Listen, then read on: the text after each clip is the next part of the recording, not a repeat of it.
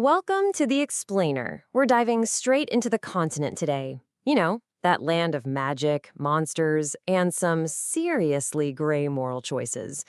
We're going to try and get to the heart of what makes the Witcher Saga tick. So here's how we're going to break it down. We'll look at 5 core ideas, starting with what it actually means to be a Witcher, all the way to how, in this brutal world, you end up finding family. All right. Let's get into it. Okay, so to really get this world, you have to start with the man himself, right? Geralt of Rivia. And we need to talk about his job, which is, well, it's anything but glamorous. Yeah, see, a Witcher's life isn't about glory or songs being sung about you. It's about this. It's that brutal, final swing of the sword. It's the smell of monster guts and that bone-deep exhaustion after a fight that, let's be honest, you probably should have lost. It is, at its core, a really, really dirty job. And you've got to understand, Witchers are not knights in shining armor. They're not on some noble quest for justice. Nope. They're outcasts. Their bodies have been completely twisted by these agonizing mutations and alchemical trials they were put through as kids. They're built for one thing and one thing only: to be faster, stronger, and tougher than the nightmares hiding in the dark. And they do it for coin. But, you know, as you start to peel back the layers of this world, something much more complicated and honestly way more disturbing starts to come out. It's a world that's constantly pushing you to ask, what really is a monster? And that question, that's really the moral core of the entire saga.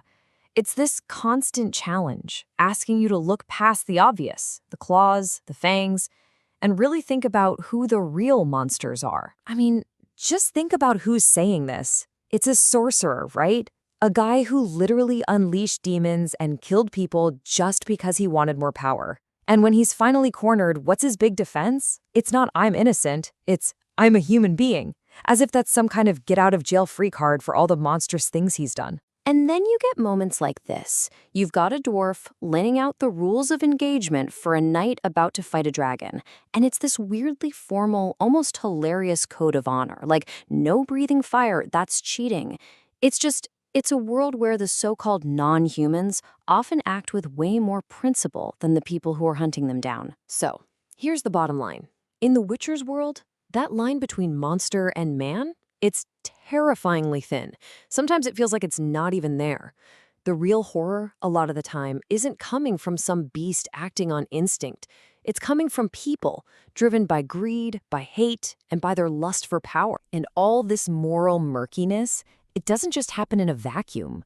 No, it's all playing out against this massive backdrop, a huge bloody chessboard where kings and sorcerers are moving pieces around, playing for the highest stakes you can imagine. So yeah, welcome to the great game. And this isn't just one straightforward war. It's a total mess of tangled conflicts. You've got the huge Nilfgaardian Empire trying to swallow everything from the south. You've got the northern kingdoms who can't stop squabbling long enough to mount a real defense. Then there's the Lodge of Sorceresses, pulling strings from the shadows for their own agenda. And of course, the Scoia'tael, these non-human commandos fighting a brutal guerrilla war for their very survival.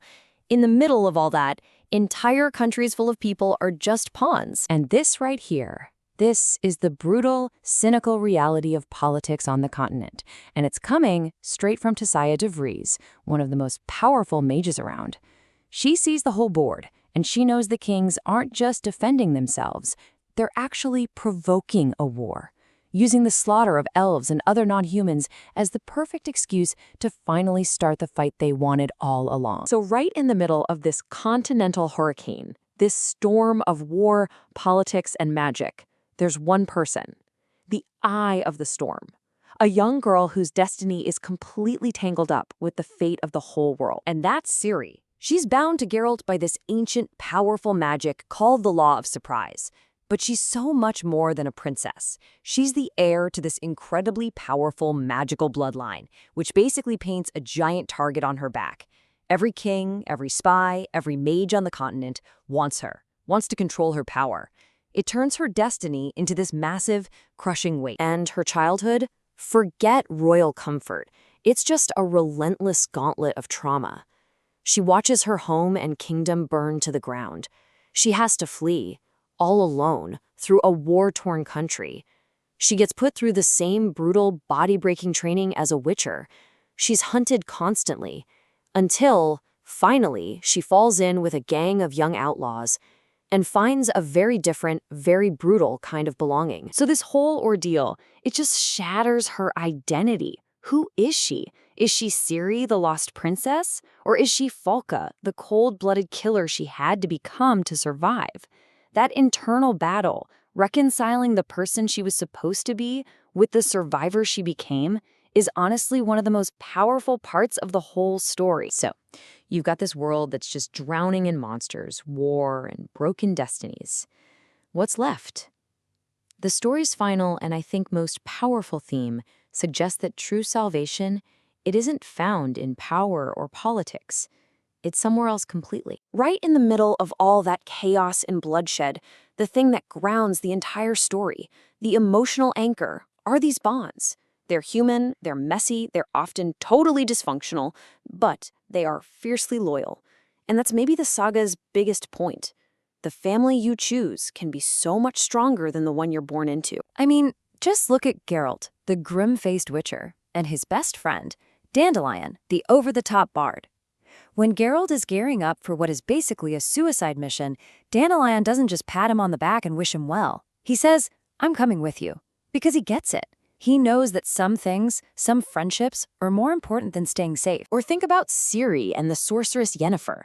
Their relationship starts out so difficult, all sharp edges and mistrust. But they go through hell together, and that fire forges them into a mother and a daughter. Not by blood, but in every single way that actually counts. And it all comes together in Geralt's Hansa, his little traveling party. And what a party it is. You've got the Witcher who's suddenly grown a conscience, a high-born vampire who's also a recovering alcoholic, a foul-mouthed archer, a knight full of regrets, and the poet holding it all together. They are the definition of a motley crew. Just a band of broken outcasts who somehow find a brand new purpose together on this hopeless quest. So in the end, that's the question the Witcher Saga leaves you with. When your destiny feels like a cage, when the whole world is on fire, is the only real choice you have left the family you build for yourself? It really suggests that when you're facing all that darkness, all those grand destinies and power games, maybe the most defiant, most meaningful thing you can possibly do is to stubbornly choose your people and protect them, no matter what.